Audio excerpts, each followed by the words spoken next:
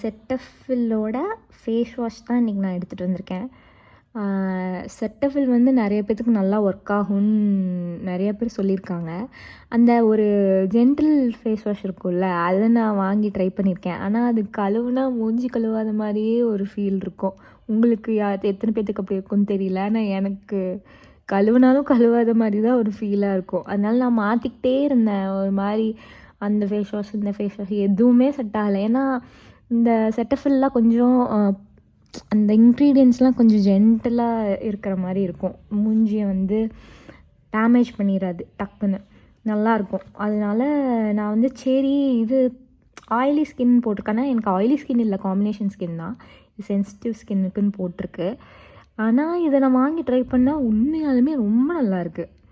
இந்த முன்னாடி ஒரு டோனர் போட்டேன்ல, அதுவும் இதுவும் போடுறேன்.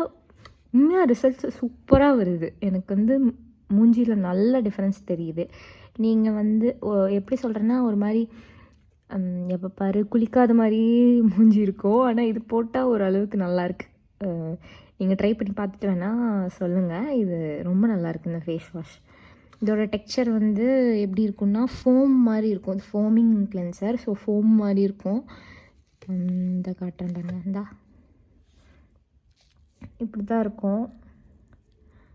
நல்லா க்ளீன் ஆகிற மாதிரி இருக்கும். அந்த இன்னொரு கிளென்சர் இருக்குது பார்த்தீங்களா, ஒரு மாதிரி வளவள கொலன்னு, அந்த மாதிரி இல்லாமல் இது நல்லா க்ளீன் ஆகும்.